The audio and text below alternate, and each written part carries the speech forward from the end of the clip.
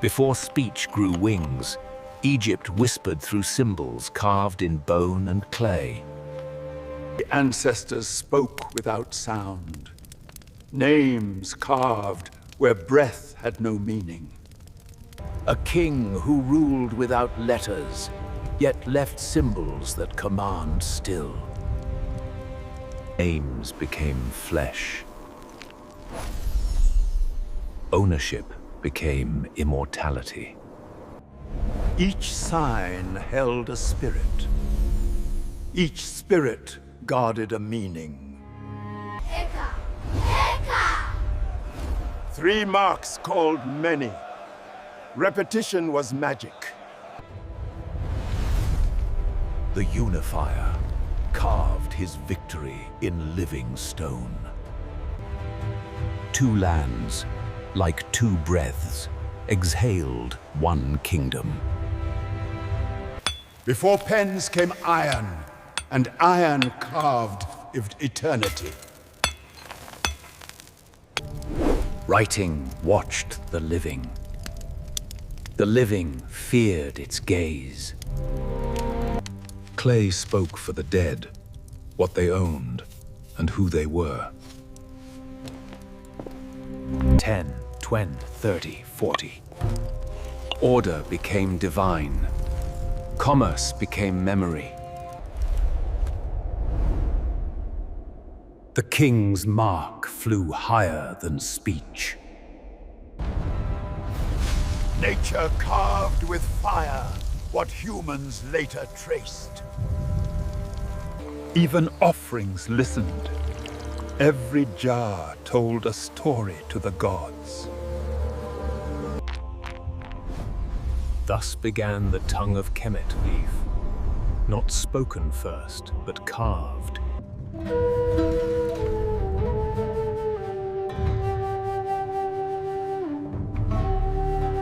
Mountain of the king, built brick by brick, like the breath of a god rising. Hands of the nameless shaped eternity for the named.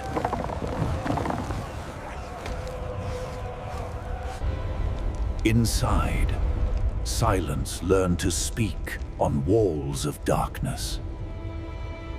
Spells carved for the dead king, yet heard by the living gods. Words turned to fire. Fire turned to life.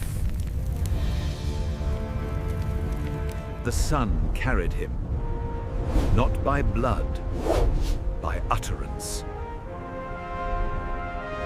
He climbed the sky, where speech shines brighter than stars. Laws were not spoken. They were carved upon the soul. How common men carved memory, hoping death would remember them.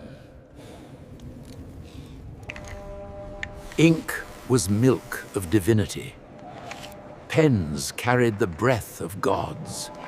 A word ended with a soul. A soul turned the word to truth. Some tongues spoke slowly on stone. Others danced quickly on reed. The dead watched their own stories and judged our telling. Words guarded the body like warriors of light. Old Egyptian chiseled the language of death to give the king eternal breath.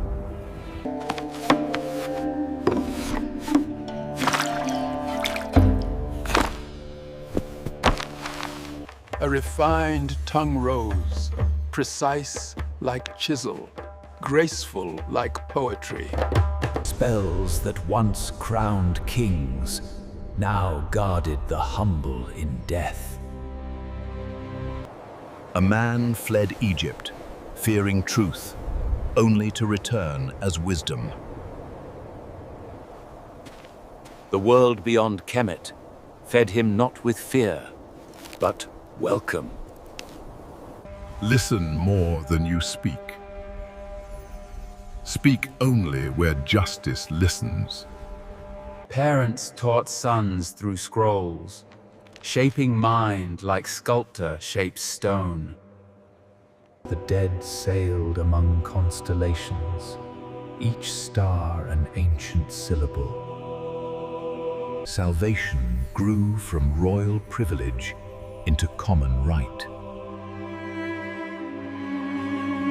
The sacred script flowed like water, spoken on papyrus, faster than stone could echo. Words birthed worlds. Characters walked from pages into memory. In life or death, we were judged by our deeds, not our crowns. Even paradise required paperwork of the soul. The right words opened gates the body could never reach. As long as stories breathe, their authors never sleep. Middle Egyptian became the heartbeat of Egypt, a song for the living, the dying, and those yet to be born. Gone to the west. The great house mourns you. May you live forever, justified. The tongue of Egypt grew faster, like thoughts too quick for stone. Even sacred scribes argued over missing grain sacks. I'm sent to buy timber for Amun. He carried more documents than courage. You call it negotiation? The prince called it begging. The language grew bold, heaved, capturing jealousy, love, and sharp tongues. Goats caused more lawsuits than thieves. And they were harder to catch. Paperwork ruled the kingdom like a second pharaoh. If it moved, they taxed it. If it didn't move, they taxed the idea of it.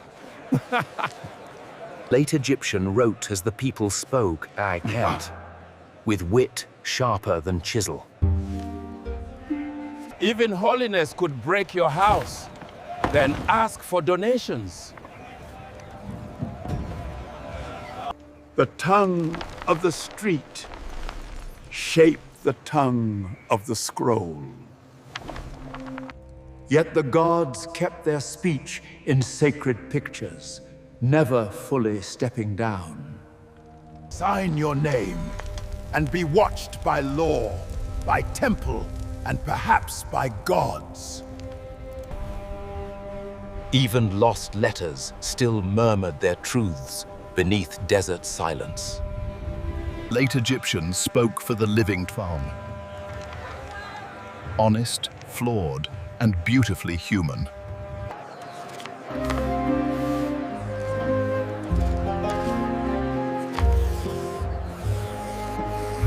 This script ran through markets like gossip, fast, bold, unstoppable. Hands moved faster than thought. The pen sprinted ahead of speech. Business became ritual, sealed with barley and ink instead of blood. Spirits now obeyed scripts shaped like snakes and storms. Foreign voices braided into Egypt's breath, yet Kemet still spoke loudest. The law saw everything at the end, even what we buried beneath lies. Debt turned words into weapons sharper than daggers. We sailed past the Great Cataract. Every traveler carried a scroll of memories written in salt and rumor. Justice no longer whispered. It shouted through demotic flame. A people wrote their lives line by line, not in stone, but in survival. Paper bound souls together, tighter than rope ever could. To be safe, one must write before one fights.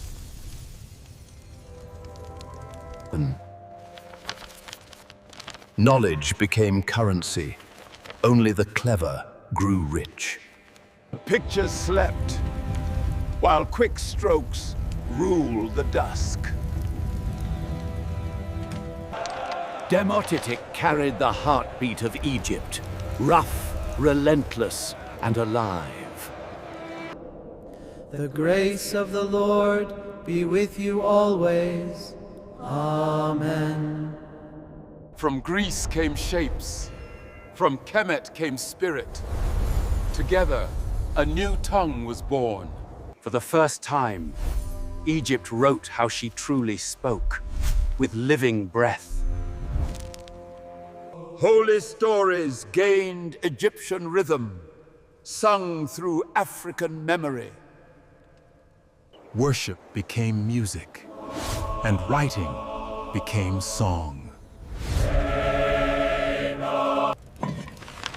Buried texts, whispered forgotten truths, Gnostic winds of rebellion.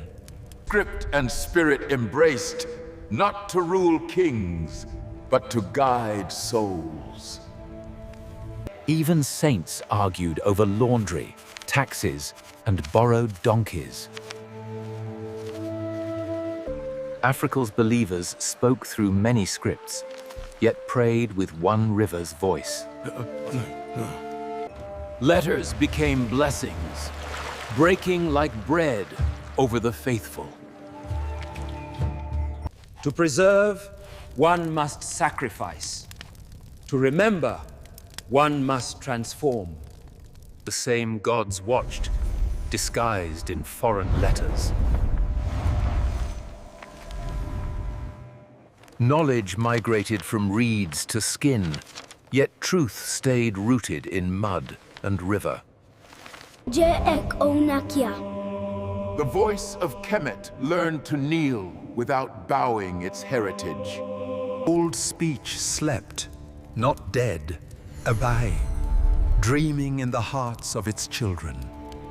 Coptic carried the soul of Egypt through empires, invasions, and faiths, a voice of ancestors speaking still.